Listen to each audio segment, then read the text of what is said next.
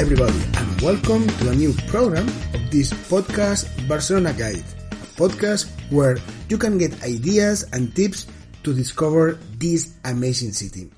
I am José Gómez, the founder of Looking Barcelona, a company where I provide tours to explore the city. And today I'm going to talk to you about a park located in the highest part of the city. The name in Catalan is the local language, is el Parc del Castell de la Oreneta. Don't worry, which in English is the Castle or the Swallow Park.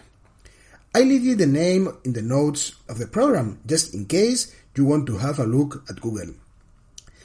Barcelona is between a chain of hills and the Mediterranean Sea. Some of these hills are Montjuic Hill, Tibidabo, or Collserola, and it's precisely on the slopes of Collserola Hill where the park is located. I often go with my little ones and my wife, and we enjoy a lot there. There is an attraction which I will tell you about a little bit later that you and your kids will be amused. But it will be later. Before, I would like to tell you more about this park. This area is very wide, 42 acres.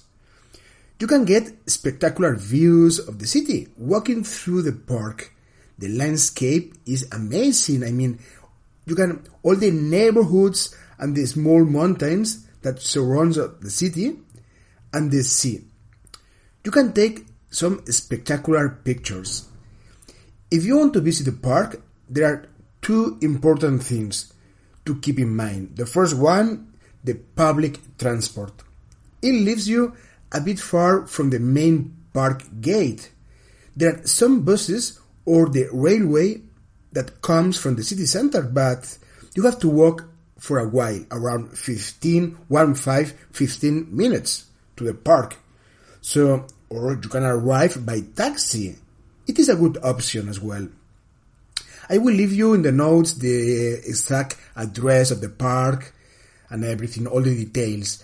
The second thing to keep in mind is that if you go with a baby carriage, there are dirt roads and sometimes there are stones, so with baby carriage could be difficult. Another point is that if your little ones are in a period that they don't like to walk, maybe you can wait to go to the park, because we have to walk a little bit, not too much, to walk to explore the area. We have to walk around 20 minutes in a very quiet pace until you arrive where the trains are.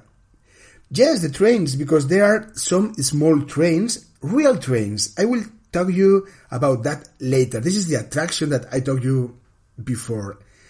They are very funny. So walking with children sometimes could be also difficult, hard. If we're walking and they tell us that they don't want to walk, they don't want to continue walking, it can be hard to make them change their mind.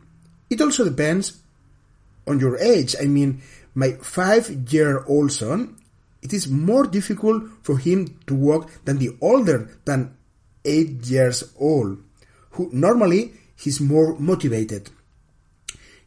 We use some tricks that we have learned over the time.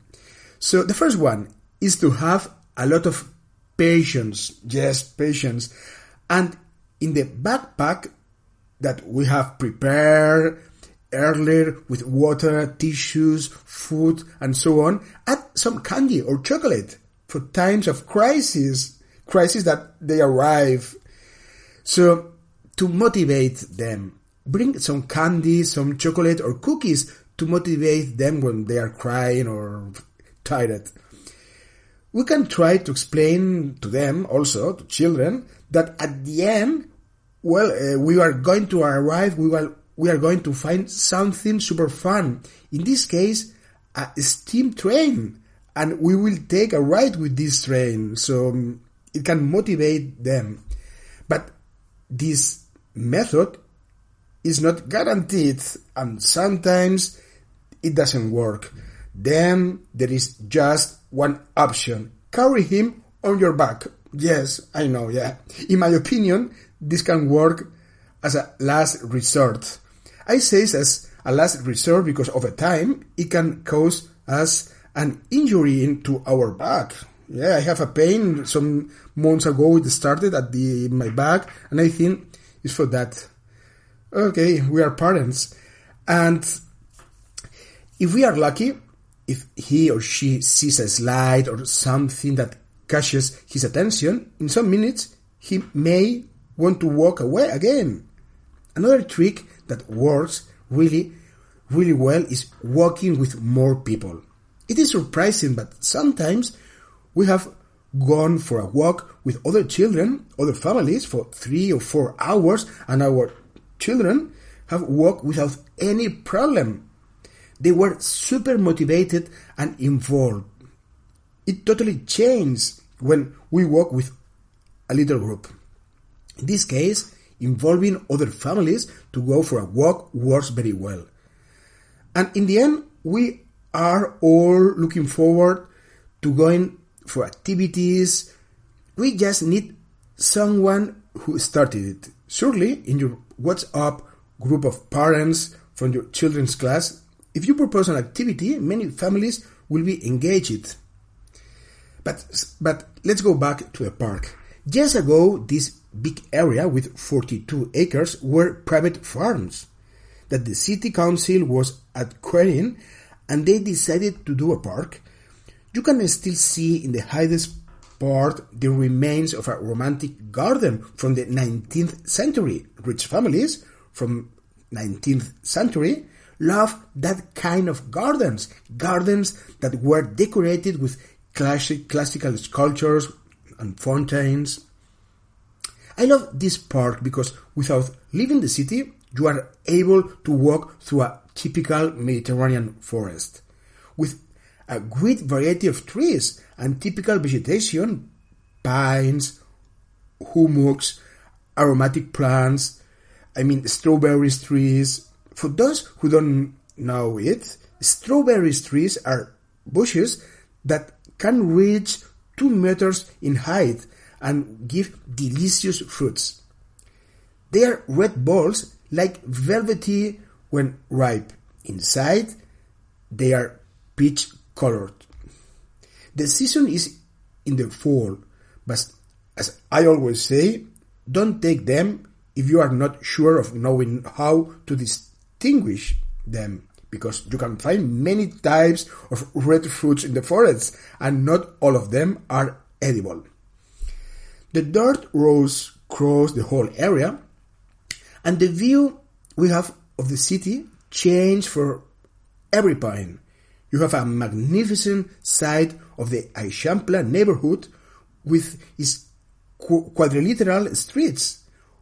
So on the left side, you see the 22 Art area, a technological area with a very contemporary architecture.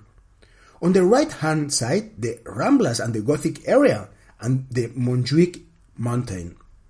Of course, if you visit the city, I recommend you that one day you reserve to admire Barcelona from one of those hills. From here, or going to Tibidabo Hill, or Park Well, or Montjuic Hill, the views from any of these hills are well worth it. My favorite itinerary to discover this park that we are talking today lives from the Pedralbes monastery. It is located in the exclusive Pedralbes neighborhood. This neighborhood is, if not the most expensive, one of the most expensive in the city. You will find magnificent houses with large gardens around. The neighborhood is nice and pleasant to walk around. The main door of the monastery is in the small Plaça del Monastir, the monastery square in English. I'm going to leave you all these indications in the program notes in case you decide to go and you want to check the exact location on Google Maps. The area has a lot of charm. It is as if we were in a small village, small streets, nice houses, bougainvilleas as well. I love bougainvilleas, these colors, these purple and reds. The style of the monastery is Catalan Gothic architectural style, stands out for its soberness, but for its beauty as well, very sober. It was founded by the Queen Elisenda de Moncada in 1326, in the 14th century. Elisenda de Moncada was the fourth wife of the King Jaime II. Jaime is James in English. She came from a noble family. His family had many territories around. When the King James III wife died, she quickly looked for a new wife, and he saw in Elisenda the ideal candidate. So the king was married 3 times. It was the third wife who died. She was a very intelligent woman with a great education, and she quickly realized that since she was 30 years old and the king was 50, she would probably soon become a widow. 50 years old at that time was already a very old age. Elisenda, who from a very young age had been created to the nobility, saw throughout her life how many queens had fallen from grace after the death of their husbands, victims of betrayals, envious attacks, or jealousy of other people. So she had the brilliant idea to founding a monastery with the consent of the Pope of himself, and she looked for a group of nuns to inhabit it in order to create a community. She was just widowed 2 years after getting married, and then she moved to a small palace that she had been built beside the monastery. There she lived for 37 years until the end of her life. When she died, she left a part of his big fortune to the monastery, thing that allowed that over the years it became one of the most important monasteries in the whole area. The monastery can be visited. So it has a very beautiful cloister with a beautiful garden of aromatic herbs. You can also admire some important paintings from 14th century and see the tomb of the Queen Elisenda. She had a great reputation for being a good person, loving family, being attentive to everyone. I leave you in the program notes the website of the monastery where you can check the schedules for the visit. Visiting the interior depends on how you see your little ones. If later they will be tired to continue through the park. One of my favorite sayings when I travel with my children is less is more. That means that it is better to do a little well than a great deal badly. Let's continue on. In the square, in front of the main door, monastery main doors, on one side you will see some stairs that go up to Montevideo Street. We go upstairs and continue on to the right.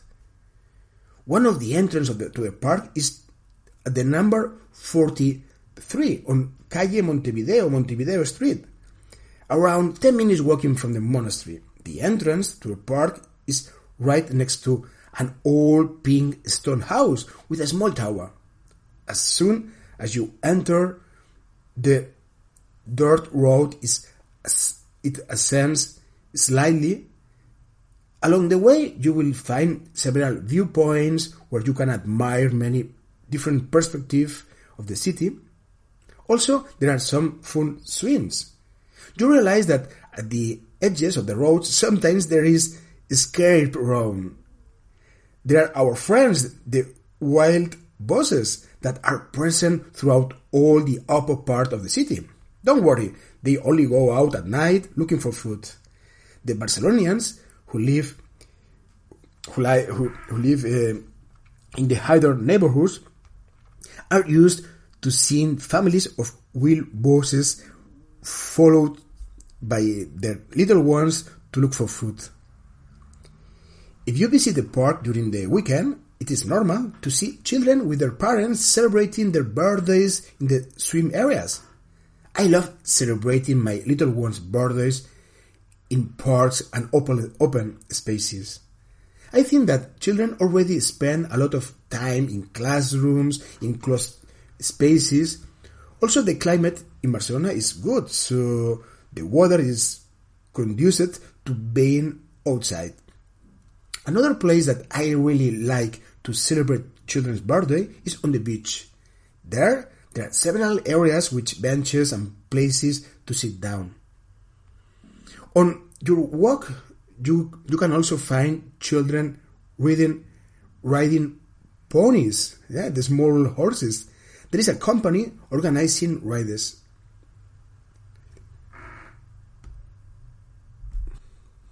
About a 15 minutes walk from the park entrance, we reach the top part and also my children's favorite area, the small trains area, a place that your little ones will love. An association of lovers of steam trains created a train circuit. The association has many small trains. They are classic steam trains. You catch these trains at the train station, a train station with all kind of details. And after buying the ticket, the price ticket is around €2 per person. Our train will arrive and we can get on. They are very small but with enough space to sit down. The tour is quiet, the driver's whistles are combined with the smoke of the train, the tunnels. It is a very pleasant experience that both kids and parents will enjoy. I leave you the link of the association, the notes, so you can take a look at the trains and the schedules. They work just on weekends. Of course, I encourage you to visit the Parc de la Oreneta. You will discover another point of view of the city, nature, walking, and unbelievable views.